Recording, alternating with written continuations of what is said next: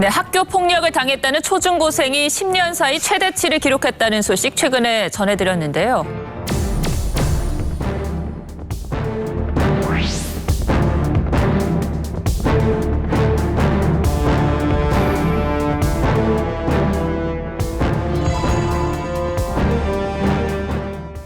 먼저 시청자 여러분들께 인사 한 말씀 부탁드립니다.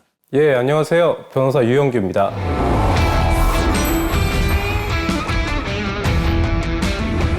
사실 또 현장에서 발로 뛰고 계시니까 이 상황들 잘 아실 것 같은데 장난이 어디까지고 또 어디부터가 폭력인 건지 이런 부분도 애매하거든요. 어떻게 보십니까? 사실 학교 폭력에 대한 정의, 그 범위에 대해서는 학교폭력 예방법 제2조가 정해놓고 있거든요. 네.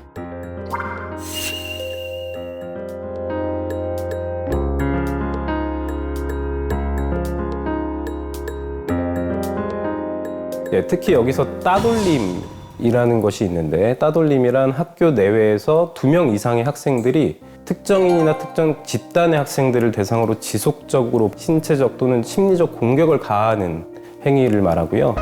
또 요즘 많이 문제가 되고 있는 사이버 폭력은 정보통신망을 이용하여 학생을 대상으로 발생한 따돌림과 그 밖에 신체, 정신 또는 재산상의 피해를 수반하는 행위를 말하고 있습니다. 법은 장황하게 설명을 하고 있는데요.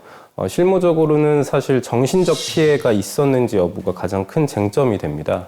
그 이유는 폭행을 하거나 상해를 입혀서 발생하는 신체상의 피해 또는 금품 갈취로 인한 재산상의 피해, 이런 것들은 사실 눈에 보기에 명확하게 확인할 수가 있는데, 정신상의 피해는 눈에 보이지도 않을 뿐더러 학생의 성격, 당시 상황, 교우 관계, 집안 환경, 모든 것들을 종합적으로 판단해야지 알 수 있기 때문에 사실 정신적 고통이 있는지 없는지가 가장 큰 쟁점이 됩니다.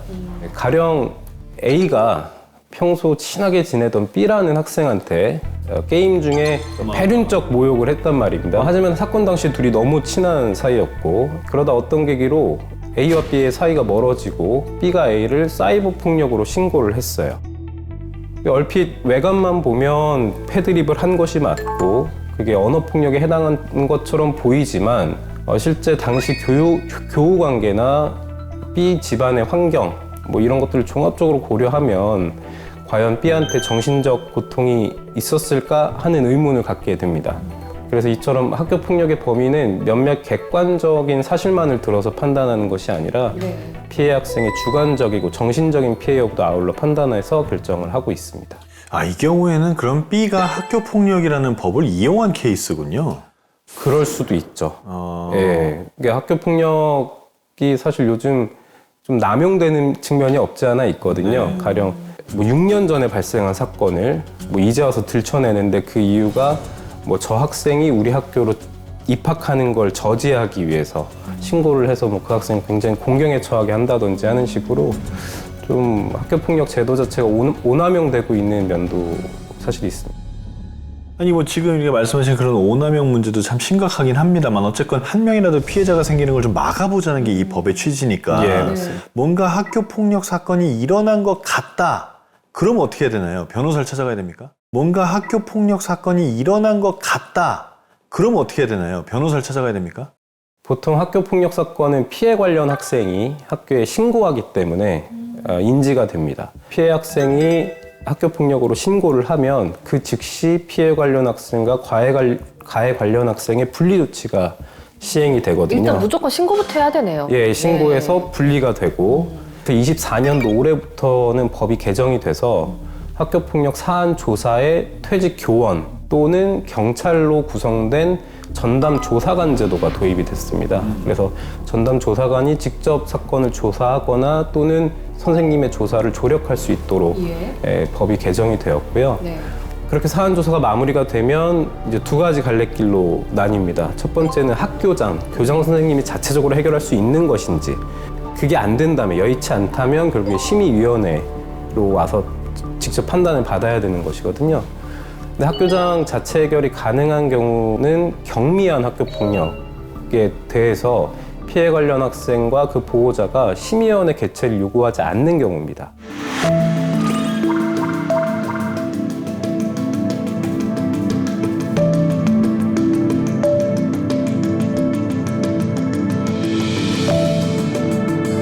네 가지 요건을 모두 충족하는 경우에만 학교장 자체 해결이 가능하고요.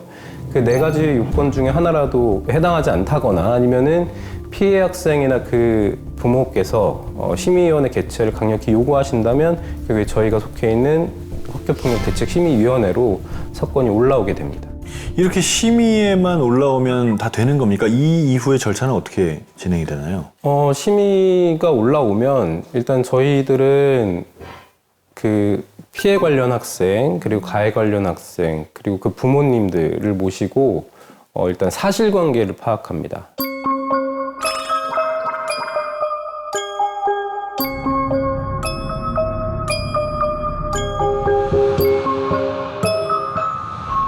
한 초등학생이 온라인 사이트에 같은 학교 친구를 겨냥한 성적 비하 글을 남겼습니다. 이 사진과 전화번호까지 함께 올려서 피해 학생은 성인 남성들에게 전화를 받는 등 큰 정신적 충격을 받았습니다. 그리고 이런 가정을 하는 것도 굉장히 좀 조심스럽지만 내 아이가 학교 폭력의 피해자다. 이러면 어떻게 대처해야 될까요? 학교폭력 피해를 당했다면 네. 뭐 법률적으로 조치할 수 있는 것은 크게 세 가지가 있습니다. 학교폭력으로 학교에 신고하는 것이 있고요. 네. 범죄에 이른다면 형사 고소를 염두에 볼 수도 있고요. 재산상, 뭐 정신상 피해가 극심하다. 그러면 민사소송을 통해서 손해배상을 물어볼 수도 있습니다. 뭐 나를 좀 너무 괴롭혔다, 누군가가 뭐 그런 일이 있다라면 증거를 모아야 되는군요. 그렇죠. 근데 사실 심의를 하다 보면 증거가 뚜렷한 경우는 거의 없습니다. 만약에 피해 상황을 인지하게끔 된 그 시점에는 충분히 주고 나눴던 뭐 메시지, 또 통화 녹음 이런 것들을 충분히 미리 확보해 놓으시는 게 좋겠습니다. 그래서 육체적 피해라면 당연히 진단서 발급이 필요하고요. 만약에 정신적 고통이었다라고 하면 정신과나 상담센터 방문하셔서 의사의 소견을 받아 오실 필요가 있습니다. 그리고 정말 억울하고 피해 상황이 극심하다면 그 부모님 또는 다른 가까운 분들의 탄원을 받아서 가해자에 대한 강력한 처분을 요청하시는 것도 도움이 됩니다. 자, 이렇게 증거를 모았다. 그럼 어떻게 또 이어서 하면 될까요? 일단 그 증거들이 저희 심의위원회에 올라오게 되면 아까 말씀드린 것처럼 사실을 확정하고 학교폭력 인지 여부를 확정합니다. 네. 근데 만약 학교폭력에 해당한다면 또 어떤 처분을 내릴지 결정을 해야 되거든요. 학교폭력의 심각성, 네. 지속성, 고의성, 반성의 정도, 그리고 화해의 정도들을 종합하여 저희가 판단을 하고 있습니다. 제1호 피해 학생에 대한 서면 사과부터 제9호 퇴학 처분까지 가능하거든요.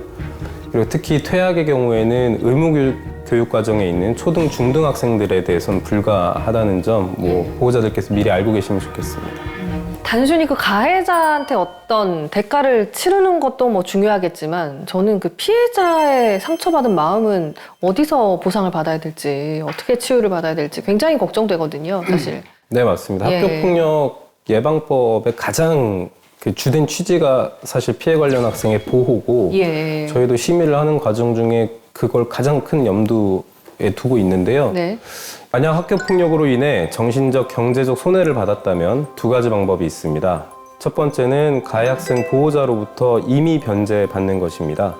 하지만 가해 학생 보호자가 화해나 반성의 기미를 보이지 않거나 금전적 배상을 꺼려하는 경우에는 어쩔 수 없이 민사소송을 진행하고 강제 집행할 수 있는 권한을 확보해야 합니다. 아울러 피해자 보호 조치 가운데 첫 번째, 학내외 전문가에 의한 심리상담 및 조언, 두 번째, 일시보호, 그리고 세 번째, 치료 및 치료를 위한 요양 조치는 학교 위클래스나 교육지원청 위센터를 이용하는 경우가 아니면 비용이 발생합니다. 그래서 이런 경우에는 가해 관련 학생의 보호자가 피해 학생이 위 조치에 따른 상담을 받거나 사용한 비용을 직접 부담해야 하고요.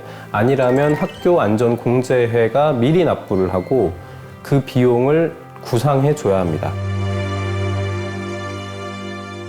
그 애들끼리 싸우다가 맞던 학생이 맞다 말고 한 대 때리는 경우에는 어떻게 됩니까? 이거 제일 억울한 케이스 아닌가요? 이거 약간 정당방위 같은 그런 개념 아니에요, 사실? 네, 맞습니다. 네. 이게 소위 쌍폭이거든요. 누가 누구를 가해행위했는데 네. 피해를 당한 친구가 이제 학교폭력으로 신고를 했어요. 실제로 때린 학생 입장에서도 같이 학교폭력 신고를 합니다. 그렇게 한 대 때리는 걸 가지고 나도 맞았다 이렇게 객관적으로 행위 사실은 있으니까 학교폭력으로 같이 신고하는 경우들이 있어서 그런 사안들을 저희가 많이 접하는데 피해 학생한테 처분을 주기가 어려운 경우도 있고요. 주더라도 굉장히 약한 처분을 내려주는 근데 경우도 역시도 그동안의 괴롭힘에 대한 증거 확보 이런 게 중요하겠네요. 그렇죠. 예. 중요하고 이게 폭력에 폭력으로 대응한다는 것이 정당화될 수는 없거든요. 듣고 보면 억울하기는 해요, 피해자 입장에서. 저는 네. 받아들일 수 없어요. 그러니까요. 오늘 완고하십니다. 네. 예. 그런데 사실 이게 가해자들의 보복이 두려워서 신고를 못한 경우도 많거든요. 네, 또 네. 보복도 있잖아요. 예. 그렇죠. 가해 학생이 직접 보복할까 이것도 사실 큰 걱정이고 내가 이렇게 신고하면 전체적인 교우 관계가 훼손될까 그렇죠. 뭐 또는 내가 왕따를 당하는 건 아닐까 네. 뭐 이런 걱정들을 하는 경우도 있어요. 그래서 재차 학교 폭력으로 신고가 되는 경우에는 그 처분을 상당히 높게 합니다. 그래서 요즘 교육을 많이 하고 있기 때문에 이런 학교 폭력 제도에 대해서 잘 아는 가해 관련 학생들이라면 눈에 띄는 보복행위 사실 하기란 쉽지 않거든요. 저는 오히려 피해 관련 학생이나 부모님들께서 보복이나 향후 교우 관계에 어떤 불이익을 당할까 걱정하시기보다 네. 피해 학생이 스스로 느꼈을 자괴감, 육체적 피해가 덜하지 않다면 학교폭력 신고에서 정식 절차 밟는 것이 현명하다고 말씀드립니다. 자, 오늘 이 시간 마무리하면서 끝으로 이 가해 학생 혹은 피해 학생들에게 해주고 싶은 말씀 있으시다면? 제가 심의위원으로 활동을 하면서 네. 피해 관련 또 가해 관련 학생과 보호자들께 종종 드리는 얘기가 있습니다. 그러니까 학교폭력대책심의위원회는 또 하나의 교실이다. 그러니까 이곳은 잘잘못을 가려서 누구를 벌 주기 위한 것이 아니라 여기 있는 모든 학생들이 더 나은 사회 구성원이 될 수 있도록 돕는 교실이다. 필요하다면 적극적으로 도움을 요청하고 또 필요하다면 자기 잘못을 스스로 인정하면서 더 성숙한 시민으로 자라길 바라겠습니다. 네. 오늘 정말 귀한 시간 좋은 말씀 해주셔서 감사합니다.